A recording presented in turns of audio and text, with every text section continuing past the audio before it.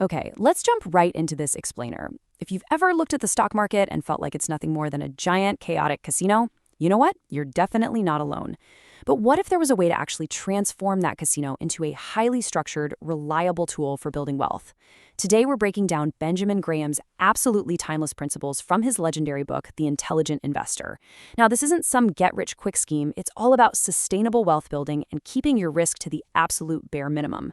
These are the exact same value investing teachings that influence some of the greatest minds in finance, including, you guessed it, Warren Buffett. So, I've got a question for you right up front. Do you dream of mastering the stock market without risking your hard-earned money?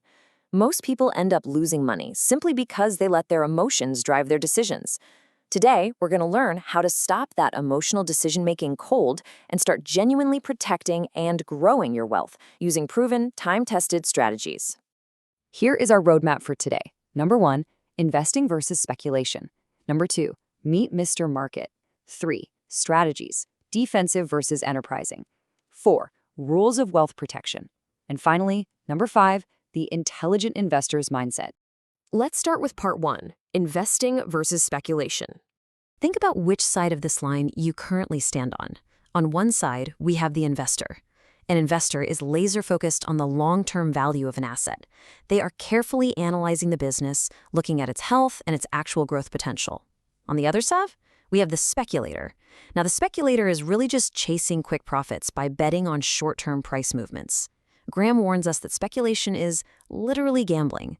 Sure, it might be a thrill for a little while, but it's entirely unsustainable. An investor buys a stock because the company's earnings make sense. A speculator buys it just because the little arrow on the chart happens to be pointing up. So the crucial question becomes, how does an investor actually protect themselves? Well, they use what Graham famously calls the margin of safety. This is, without a doubt, his most important concept. It means buying an investment for significantly less than its true intrinsic value. It acts as a safety buffer against the totally unexpected. Think of it like building a bridge. If an engineer expects a bridge to hold 10,000 pounds, they don't build it to hold exactly 10,000 pounds, right? They build it to hold 20,000 pounds. That gap, that extra capacity, is your margin of safety. You prepare for the absolute worst, so you are never completely wiped out. Let's look at how this works in the real world. Say your research shows a company's true intrinsic value is $50 a share. You don't buy it at $50, you wait. You wait until the market gets gloomy and prices it at, let's say, $30. Buying it at $30 creates a $20 margin of safety. If your initial analysis was a little off or the market takes a sudden unexpected dive, that built-in discount protects your capital. Moving on to part 2, meet Mr. Market.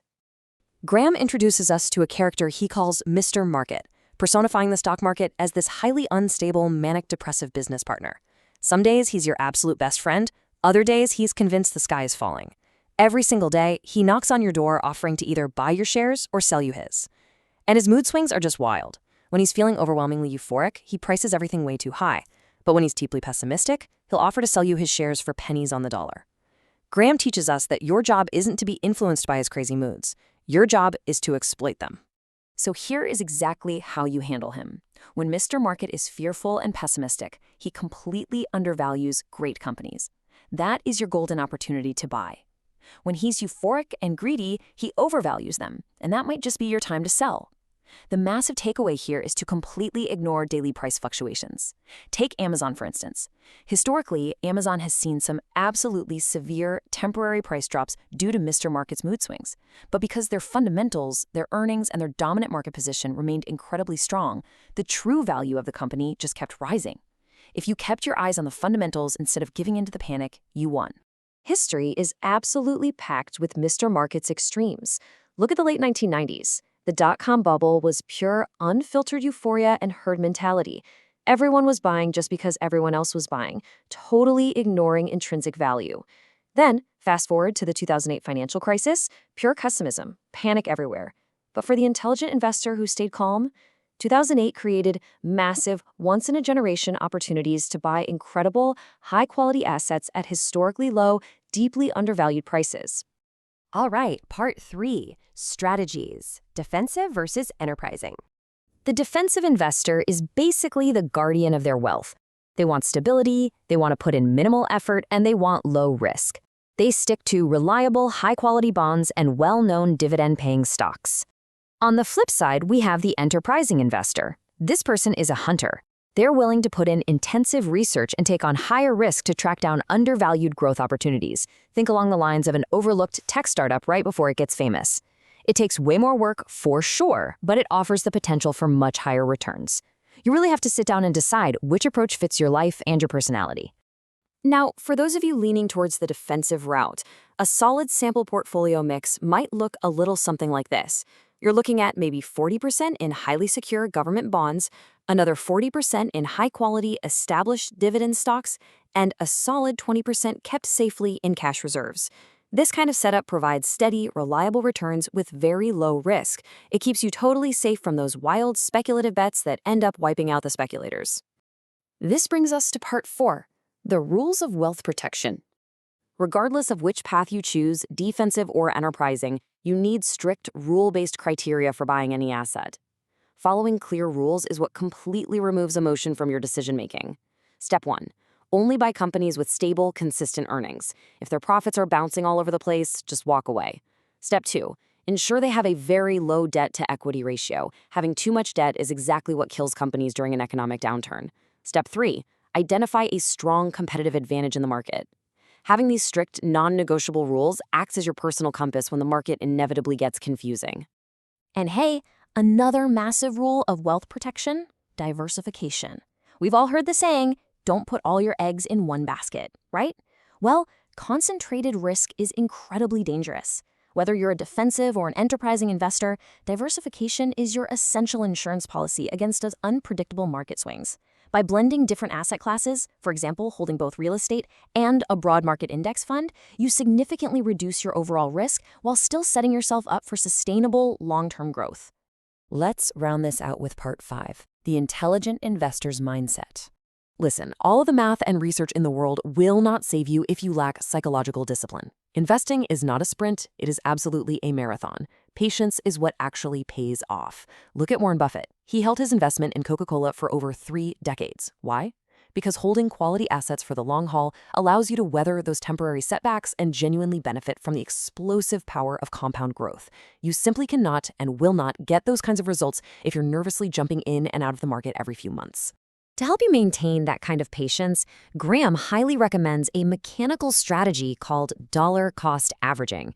Basically, this means you invest a fixed amount of money at regular intervals, say every single month, completely regardless of whether the market is up or down. This entirely removes that really dangerous temptation we all have to try and time the market. It beautifully smooths out the peaks and the valleys over time. Let's actually visualize dollar cost averaging in action. If you faithfully invest $500 a month into an S&P 500 index fund, by year 5, you've put in $30,000. By year 10, $60,000. But by year 20, you've invested $120,000 of your own money, yet your portfolio value will have exploded upward due to compound growth, completely dwarfing your original contributions. You are building immense wealth over time, practically on autopilot, just by ignoring all that short-term noise and volatility. But while you're patiently waiting for that compound growth to do its thing, you've got to maintain the right mental balance. You need to be skeptical, but not pessimistic. Skepticism is your best friend. It makes you ask the hard questions and helps you avoid getting sucked into overvalued traps during a crazy bull market. But if you cross that line into deep pessimism, it will blind you. You'll be so incredibly scared that you'll miss out on the genuine, life-changing opportunities sitting right in front of you.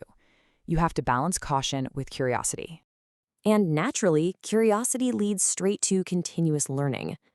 Graham firmly believed that learning is the true hallmark of the intelligent investor. To help you along on that journey, here are some phenomenal reads to expand your financial literacy: Common Stocks and Uncommon Profits, Rich Dad, Poor Dad, Think and Grow Rich, The Millionaire Next Door, The Little Book of Common Sense Investing, and The Psychology of Money. Read those financial reports, study the industries, dive in. Because at the end of the day, as Graham points out, knowledge is your ultimate asset. Educating yourself builds your confidence, it sharpens your judgment, and it ensures you can adapt to whatever wild mood swings Mr. Market throws your way next. The absolute best investment you will ever make, period, is the investment in your own continuous education. So, I want to leave you with this final provocative thought. You now know the stark difference between gambling and investing. You know how to handle Mr. Market's mood swings, you know the strict rules of wealth protection, and you know the exact mindset required. So, what step are you going to take today to master your own psychology and become a truly intelligent investor? The market opens tomorrow. Will you be ready? Thanks so much for joining me on this explainer, and I'll see you next time.